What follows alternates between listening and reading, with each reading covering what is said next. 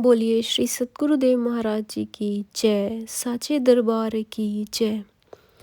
गुरु भक्तों, आज का जो दिव्य अनुभव है वह स्वामी गंगेश्वर नंद जी का है।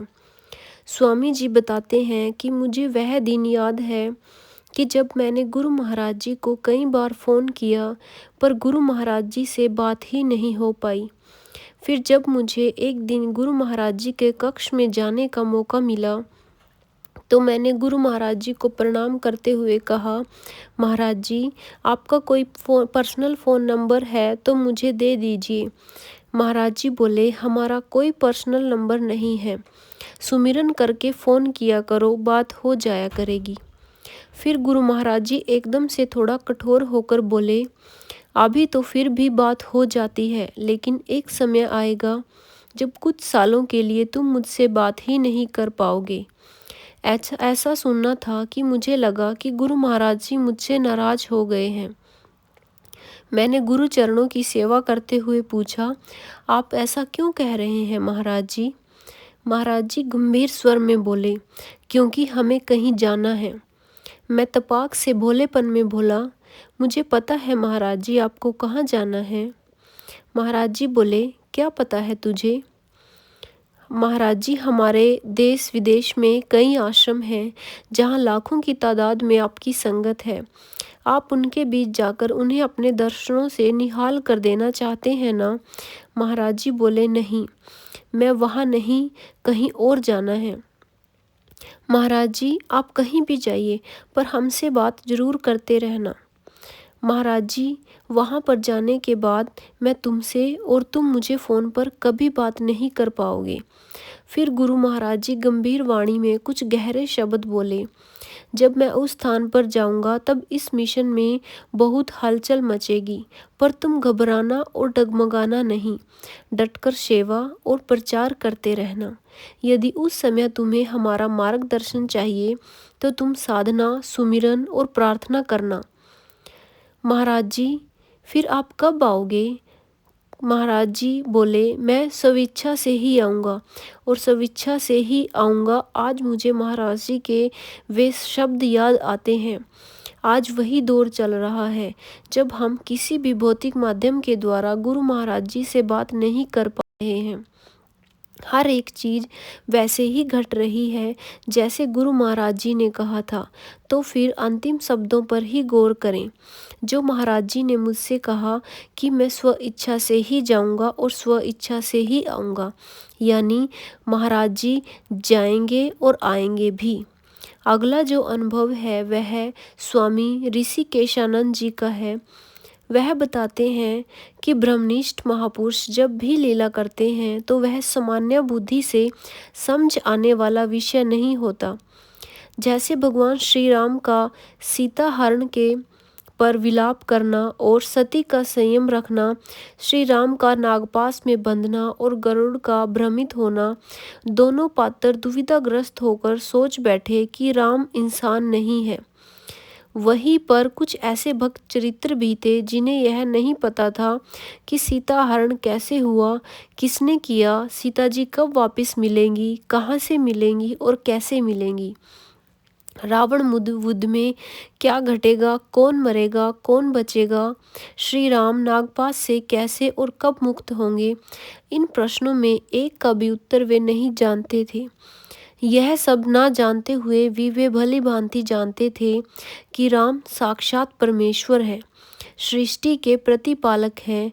उनका रोना, उनका बंधना सब लीला है, धर्म स्थापना के लिए रचाई गई दिव्य क्रीड़ा है। इसलिए महत्वपूर्ण यह नहीं है कि भक्त भविष्य के घटनाक्रम को कितना जानते हैं, बल्कि महत्व इस बात का है कि भक्त अपने भगवान को कितना जान पाए हैं। ऐसे ही भक्त पूरे दावे से कहते हैं कि सत्य की विजय निश्चित है, इसलिए हमारे भगवान की जीत भी निश्चित है।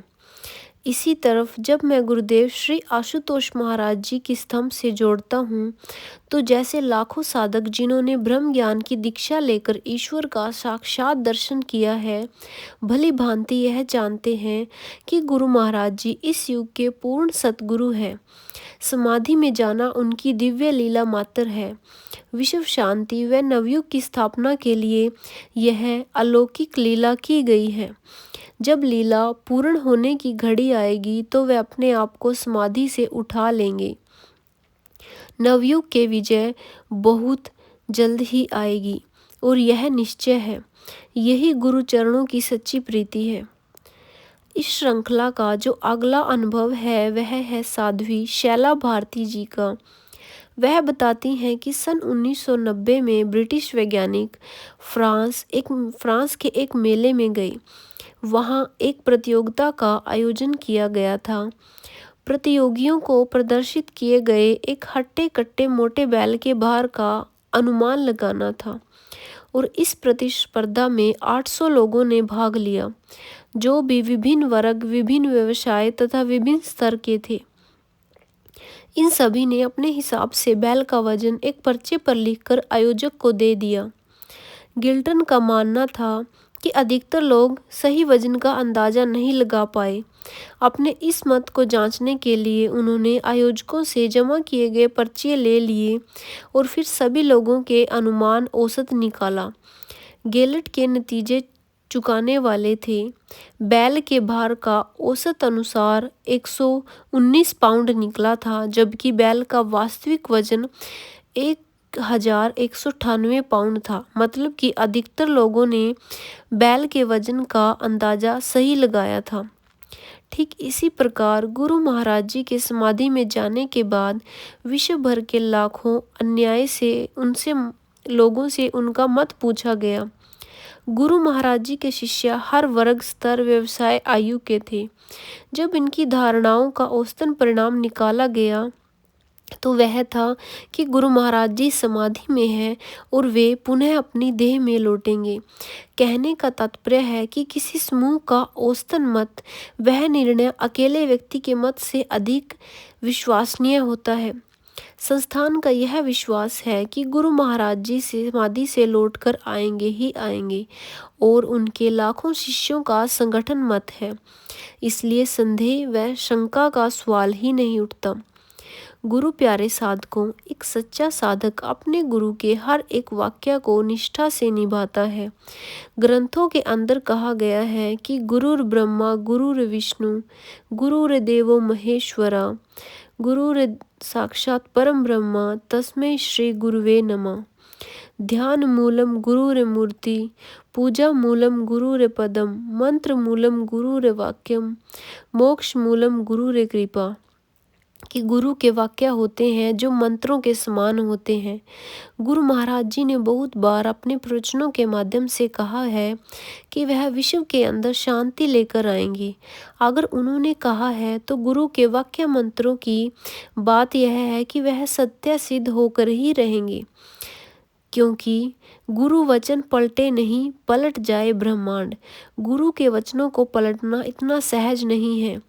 वह तो युगों युगों को पलट देते हैं, ना कि गुरु के वचन पलटा करते हैं।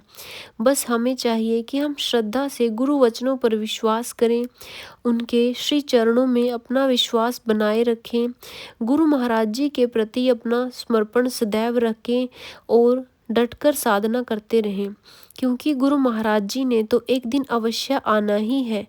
बस हमारी जो सेवा है, हमारा जो कर्तव्य है, हम उसके प्रति निष्ठ रहें और अपने कार्य को करते रहें। सो बोलिए श्री सतगुरुदेव महाराज जी की जय, साचे दरबार की जय, आशु पिता भगवान की जय।